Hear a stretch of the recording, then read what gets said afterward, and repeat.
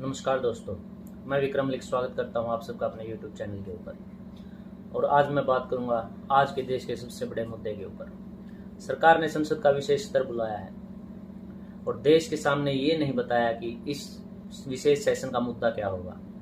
लेकिन हमारे देश में मीडिया है और मीडिया के पास कुछ सूत्र होते हैं जो हर खबर लीक कर देते हैं, और उन्हीं सूत्रों के हवाले से खबर आ रही है कि इस विशेष सेशन के दौरान जो सबसे बड़ा मुद्दा रखा जाएगा, जो सबसे बड़ा बिल पेश किया जाएगा, वो होगा वन नेशन वन इलेक्शन का, एक देश एक चुनाव। ये सुनने और कहने में बहुत ही अच्छा प्रतीत होता है, बहुत ही सही लगता है कि देश का खर्चा मिट जाएगा और पूरे देश में एक साथ चुनाव होगा। लेकिन क्या ये इतना आसान होगा? क्या इसके पीछे क्या क्या प्रक्रियाएं होंगी? कैसे इसको पूरे देश में लागू किया जाएगा? मैं चर्चा करूंगा इन्हीं सभी मुद्दों के ऊपर। तो सबसे पहले सरकार इसके लिए क्या करती है कि कमेटी का गठन होता है जो सभी कानूनी और सामाजिक, राजनीतिक मुद्दे नहीं, उन सभी विषयों का अध्ययन करती है और ऐसे सुधारों को कैसे संभव किया जा सके उसके ऊपर चर्चा करती है। ये कमेटी विचार करती है कि कोई भी अगर कानूनी अड़चन आती है तो उसे कैसे दूर किया जा सकता है, कैसे इसे पूरे देश में लागू किया जा सकता है, और अगर ये सुधार लागू होते हैं तो इसका असर पूरे देश के ऊपर क्या होगा, कैसे इनको लागू किया जाएगा, और लागू होने के बाद इनका संचालन लंबी अवधि तक कैसे किया जा सके, ये सब कैसे संभव होगा। इन्हीं सभी के ऊपर ये कमेटी सरकार को एक विस्तृत रिपोर्ट देती है, कहीं कि अपनी सिफारिशें देती है। जैसे पहले भी बहुत सारी कमेटियां बनी है, जैसे कृषि सुधार के लिए एक बड़ा उदाहरण दे देता हूं, स्वामीनाथन रिपोर्ट हुई थी। हालांकि वो रिपोर्ट की सिफारिशें सरकार के पास पहुंच गई, लेकिन अब तक भी उस रिपोर्ट को जारी नहीं किया गया, उसकी सिफारिशों को लागू नहीं किया गया है। ये होती है सबसे पहली प्रक्रिया। अब एक देश एक कानून के लिए सरकार ने पूर्व राष्ट्रपति रामनाथ कोविंद जी के अध्यक्षता में कमेटी का गठन कर दिया है।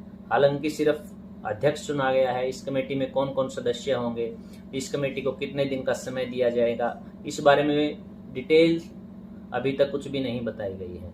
तो चलो मान लेते हैं कि सरकार इस जो सेशन है इसके अंदर बिल ले आएगी, तो मोटे तौर पर इस कमेटी के पास 15 दिन का समय है कि वो देश के सबसे बड़े चुनाव सुधार के लिए अपनी रिपोर्ट बनाकर सरकार के सामने रखे। इसी 15 दिनों में कमेटी को सभी राजनीतिक जो दल हैं, जितनी भी विपक्षी पार्टियां या पक्ष की पार्टियां हैं, सभी से उनकी राय लेनी होगी, सभी कानूनी प्रक्रिया से गुजरना होगा, सभी संविधान से रिलेटेड कितने अनुच्छेद हैं, उनमें क्या क्या बदलाव लाना होगा, उन सभी के बारे में एक विस्तृत रिपोर्ट बनाकर सरकार को सौंपनी होगी। और उसी समय में, यानी कि इन्हीं 15 दिनों के अंदर, सरकार को उस रिपोर्ट के आधार पर एक ड्राफ्ट तैयार करना होगा और उसे संसद के सामने रखा जाएगा। देश के सबसे बड़े चुनाव सुधार सिर्फ 15 दिन में बन जाएंगे। मुझे इस समय बहुत कम लगता है, बशर्ते कि सरकार ने ये ड्राफ्ट पहले ही तैयार कर लिया है और कमेटी सिर्फ एक मुखौटा होगी। तो ये मानते हुए कि ये सिर्फ कानूनी अड़चनें दूर करने के लिए बनी है, तो इस कमेटी के द्वारा कौन कौन से कानूनी अड़चन बाधाएं हैं जो दूर की जाएंगी। तो संविधान के कम से कम 5 अनुच्छेद में बदलाव करने पड़ेंगे। सबसे पहला अनुच्छेद है अनुच्छेद 83/2, जिसके अंतर्गत लोकसभा के कार्यकाल को डिफाइन किया गया है। उस अनुच्छेद में बदलाव किया जाएगा। अनुच्छेद 85(2) जो कि लोकसभा को भंग करने से संबंधित अनुच्छेद है, इसके विषय में भी बदलाव करना पड़ेगा। अनुच्छेद 172(1) विधानसभा का कार्यकाल, उसके लिए भी इसमें चेंज करना पड़ेगा। ये क्यों चेंज करना पड़ेगा मैं भी बता देता हूँ। इसके अलावा अनुच्छेद 174(2)(b) यानी कि विधानसभा को कैसे भंग किया जाए, उसके विषय में अनुच्छेद 174(b)(2) इसके अंतर्गत ये आता है। ये बदलाव क्यों करने पड़ेंगे, इसके लिए किस राज्य में कब चुनाव होने, थोड़ा सा इसके बारे में एक चर्चा कर लेते हैं। 2023 में मध्य प्रदेश, छत्तीसगढ़, राजस्थान और तेलंगाना 4 राज्यों में भी हाल ही में चुनाव होने हैं। उसके अलावा 2024 में आंध्र प्रदेश, अरुणाचल प्रदेश, उड़ीसा, सिक्किम और हरियाणा में चुनाव होने हैं। 2025 में झारखंड, दिल्ली और बिहार, इन विधानसभाओं का कार्यकाल पूरा हो रहा है।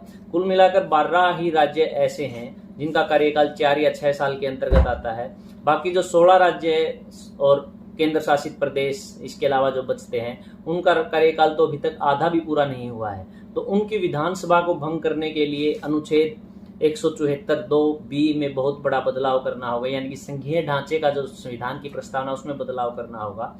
और अगर उसमें बदलाव किए बिना विधानसभा को भंग करना है तो इतनी सारी विधानसभाओं से मंजूरी लेना भी एक बहुत बड़ा विरोध का कारण बन सकता है। इसके अलावा जो एक बड़े संविधान में बदलाव हो सकता है वो है संविधान की अनुच्छेद 356 में, जो कि राष्ट्रपति शासन से संबंधित है, उसमें भी बदलाव करना पड़ेगा। इसके अलावा जो इसके लिए और क्या चाहिए कि संसद के अंदर 2/3 बहुमत चाहिए इतने बड़े कानूनी सुधार को लाने के लिए। तो अनुच्छेद 2/3 जो कि राज्यसभा में सरकार के पास अभी नहीं है, लोकसभा में शायद वो 1-2 पार्टी के सहयोग से पूरा कर लेगी, राज्यसभा में अभी वो गठबंधन से वो दूर है। इसके अलावा जो तीसरी इसके लिए रिक्वायरमेंट होगी वो होगा कि कम से कम 15 राज्यों से इस बिल को पास करवाना होगा, यानी 15 राज्यों की सरकारों से, विधानसभाओं से कम इस बिल की मंजूरी चाहिए, जो कि ज्यादा मुश्किल नहीं, क्योंकि 15 राज्यों में बीजेपी की या बीजेपी सहयोगी पार्टियों की सरकार है। 6 राज्यों में बीजेपी की है और बाकी 9 राज्यों में बीजेपी सहयोगी पार्टियों के साथ मिलकर सरकार में है। तो मुझे जो लगता है कि इस बिल का इस सत्र में लाना बहुत ही मुश्किल कार्य होगा, लेकिन मीडिया रिपोर्ट्स झूठी नहीं होती हैं, तो उस हिसाब से मैं कह रहा हूं कि ये बिल तो देखो इस सदन में आ रहा है, लेकिन इसमें और भी कई अड़चने हैं। सबसे पहले कमेटी के पास समय बहुत कम है। अगर ये समय सीमा में जो 15 दिन की समय सीमा है, इसमें कमेटी रिपोर्ट दे भी देती है, तो सरकार के पास राज्यसभा में 2/3 बहुमत नहीं है। 15 राज्यों में बीजेपी और सरकार की सहयोगी पार्टियों की सरकार है, उन्हें भी मध्यावधि चुनाव के लिए मनाना एक बहुत ही मुश्किल कार्य हो सकता है। अब विशेष स्तर के लिए 5 बैठकें प्रस्तावित हैं, यानी कि 5 दिन ये सेशन चलेगा, तो इन्हीं 5 दिनों में इस बिल पर चर्चा भी करनी होगी और एक निष्कर्ष तक भी पहुंचना होगा। अब करते हैं राजनीतिक चर्चा कि इसके पक्ष और विपक्ष में अभी से क्या क्या प्रतिक्रियाएं यानी शुरू हो गई है। कुछ इसमें सवाल भी हैं, कुछ चिंताएं भी हैं कि इसे कैसे लागू किया जा सकता है। तो इसके समर्थन में जो सबसे बड़ी दलील दी जा रही है, वो कहा जा रहा है कि इससे चुनावी खर्चों में जो है वो कमी आ जाएगी। समर्थित लोगों का ये भी कहना है कि इससे जो मतदान की परसेंटेज है, वोटिंग परसेंटेज है, वो बढ़ जाएगी। एक साथ चुनाव होंगे विधानसभा और लोकसभा के, तो लोग बार बार ट्रैवल, जो बाहर रहते हैं वो ट्रैवल नहीं करेंगे, एक बार ही इलेक्शन आएंगे और इससे वोटिंग परसेंटेज भी बढ़ जाती है, लोगों में जागरूकता आएगी। इसके अलावा जो इसके समर्थन में जो दलील है, वो कहते हैं कि इसके बाद देश में आचार संहिता सिर्फ एक बार लागू करनी पड़ेगी और नए विकास कार्यों के लिए बार बार चुनाव बीत जाने का जो इंतजार करते रहते हैं कि आचार संहिता लगी हुई है, पहले ये बीत जाए उसके बाद ही चुनाव कार्य होंगे, तो विकास कार्यों में कोई बाधा नहीं आएगी। इसके विरोध में कुछ जो दलीलें हैं कि संवैधानिक प्रावधानों के खिलाफ है, जैसा कि मैंने अपने कुछ संविधान के अनुच्छेद बताए, उनमें बदलाव की जरूरत पड़ेगी, तो वो तो सरकार कर सकती है। दूसरा, इसके लागू होने से जनता के प्रति सरकारों की जवाबदेही घट जाएगी। राज्यों में बीच में चुनाव नहीं होने हैं, तो सरकार 5 साल तक सिर्फ अपने फैसले लागू करती रहेगी। सबसे बड़ा विरोध जो एक नेशन एक चुनाव का है, वो सबसे बड़ा विरोध क्षेत्रीय पार्टियों की तरफ से आ रहा है, क्योंकि उन्हें लगता है कि इस प्रक्रिया से जो क्षेत्रीय मुद्दे हैं, जो राज्यों के मुद्दे हैं, वो दब के रह जाएंगे और जो भी चुनाव होंगे सिर्फ वो केंद्रीय जो सेंट्रल बेसिक जो मुद्दे हैं उन्हीं के ऊपर चुनाव होकर रह जाएंगे, जनता भ्रमित हो जाएगी। उनका आरोप है कि ये क्षेत्रीय पार्टियों को खत्म करने की एक साजिश है। अब एक बहुत बड़ा विरोध, जो सबसे बड़ा विरोध है, या इसे एक सवाल के रूप में भी हम ले सकते हैं, वो ये है कि हाइपोथेटिकली बात करते हैं कि मान लीजिए केंद्र सरकार थोड़े समय बाद अल्पमत में आ जाती है, अपना विश्वास खो देती है। ऐसा हमारे देश में बहुत बार हुआ है। अटल जी पहली बार 1996 में पीएम बने थे, लेकिन मात्र 13 दिन के बाद वो अपना बहुमत साबित नहीं कर पाए और सरकार गिर गई।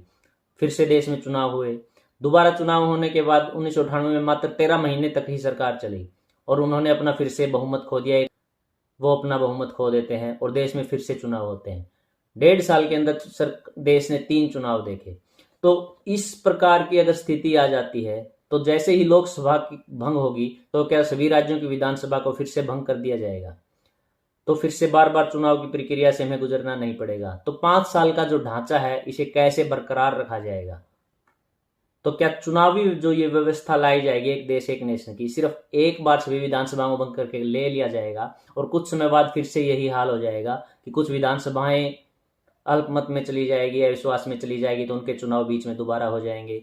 अगर बीच में कभी लोकसभा को भंग करने की स्थिति आती है, पूर्ण बहुमत की सरकार नहीं आती है, तो क्या फिर से उसी सिचुएशन में से गुजरना पड़ेगा? एक बड़ा बदलाव कुछ लोगों की शंका है कि ये आ सकता है इस बिल के द्वारा कि अब जो आंकड़ा होता था, एक मैजिकल नंबर होता था आधी से अधिक सीटें लेने का, जो मैजिकल नंबर 272 या हरियाणा में कह लीजिए आप 45 सीटों को पार करना, आधी सीटों को पार करने का जो एक आंकड़ा था, ऐसा अनुमान लगाया जा रहा है कुछ गिने चुने लोगों के द्वारा ही, कि वो आंकड़ा ही खत्म कर दिया जाए और जिसकी ज्यादा सीटें वो सरकार बना सकता है। ऐसा कोई प्रावधान भी शायद अगर इसमें लाया जाए तो बार बार अल्पमत में जो जाने की प्रक्रिया होती है सरकार की, शायद उससे बचा जा सकता है। अगर ऐसा होता है तो ये तो मेरा अपना पर्सनल ओपिनियन है, अगर ये क्लोज कहीं पे भी ऐड होता है तो ये देश के लिए सबसे बड़ा खतरा हो सकता है, लोकतंत्र के लिए सबसे बड़ा खतरा हो सकता है।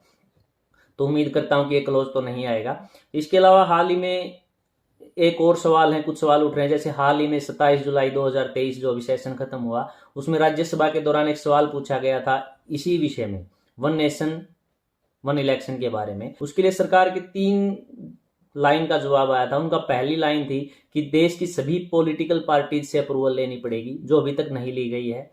दूसरा, सभी स्टेट्स गवर्नमेंट को राजी करना होगा। 15 दिन में वो करना भी बहुत मुश्किल है, अभी तक नहीं हुआ है। लेकिन जो सबसे बड़ी दलील इसके समर्थन में दी गई है अभी तक, कि चुनावी खर्चे कम हो जाएंगे और देश में विकास की बहार चलेगी। तो सरकार का इसके लिए जो जवाब आया था कि इसके लिए अलग से करोड़ों का बजट अलग से बनाना पड़ेगा, क्योंकि बहुत सारी ईवीएम और वीवीपैट को दोबारा से बनवाना पड़ेगा, नहीं बनवानी पड़ेंगे और इसमें करोड़ों का खर्चा आएगा। क्योंकि अभी तक जो भी लोकसभा के दौरान ईवीएम और वीवीपैट यूज होती थी वो दूसरे राज्यों में विधानसभा के लिए भेज दी जाती थी, या विधानसभा में एक राज्य की मशीनें दूसरी जगह भेज दी जाती थी। बहुत सारा खर्च वहां पर बच जाता था। तो नई मशीनें छपवाने का और नई वीवीपैट छपवाने का अलग से बहुत ज्यादा खर्चा देश के ऊपर बढ़ जाएगा। तो जो दलील इसके पक्ष में थी वही सरकार ने जुलाई, अभी जो मानसून सत्र निकला है उसके दौरान इसको नकारा था कि इसके लिए बहुत ज्यादा बजट की जरूरत होगी। अब मेरे हिसाब से मध्यावधि चुनाव का जो एक मुद्दा आया था वो थोड़ा सा बदलाव किया जा सकता है। मेरा अपना एक सुझाव ये है कि मान लीजिए बीच में कभी चुनाव कराने पड़ भी जाए, तो हो सकता है, किसी पार्टी ने भी ये सजेशन दिया था कि जैसे मान लीजिए किसी सांसद या विधायक की दुखद मृत्यु हो जाती है या वो अपनी पार्टी बदल लेता है तो उसकी सदस्यता चली जाती है, उस दौरान भी मध्यावधि चुनाव होते हैं उस सांसद के लिए। लेकिन उस सांसद का कार्यकाल 5 साल नहीं होता है, जो समय बचा हुआ है अल्प समय, 1 साल 2 साल, उतने समय के लिए उस सांसद को चुना जाता है। तो क्या मध्यावधि चुनाव की स्थिति में ऐसा कुछ किया जा सकता है कि उसका जो भी सरकार का जो भी कार्यकाल होगा वो 2 या 3 साल, जितना भी समय बचा है 5 साल के ढांचे के अंतर्गत उतना ही रखा जाए। इस प्रकार से जो 5 साल का ढांचा है वो हर 5 साल के बाद रिवाइव होके कितनी भी विधानसभा टूटे बने, कितनी भी लोकसभा टूटे बने, दोबारा से एक साथ चुनाव हो सकते हैं। और ऐसा होने पर फिर वही सिचुएशन आ जाती है कि बार बार चुनाव तो करवाने ही पड़ेंगे। तो फिर इस प्रक्रिया से गुजरने का फायदा क्या है? हालांकि ऐसी स्थिति हर जगह बने ऐसा बहुत ही मुश्किल है। हम प्रोबेबिलिटी में बात करते हैं, ऐसे चांसेस बहुत कम होते हैं। 1-2 राज्य में या लोकसभा में भी कभी कभार ही ऐसा होता है कि अल्पावधि चुनाव हो, 6 महीने तक इलेक्शन को इधर उधर सरकाया जा सकता है। तो इस प्रकार की चीजें नेग्लेक्ट करके इस सवाल के जवाब को तो नेग्लेक्ट किया जाता है। लेकिन फिर वही बात, सिर्फ 12 राज्य ऐसे हैं जिनका कार्यकाल अभी खत्म होने वाला है या जिन्होंने 5 साल पूरे कर लिए हैं। बाकी सभी विधानसभाओं का कार्यकाल तो अभी आधा भी नहीं हुआ है। तो उन इतने राज्यों को सरकार कैसे मनाएगी? राज्यसभा में बहुमत नहीं है, वहां से बहुमत कहां से लाएगी?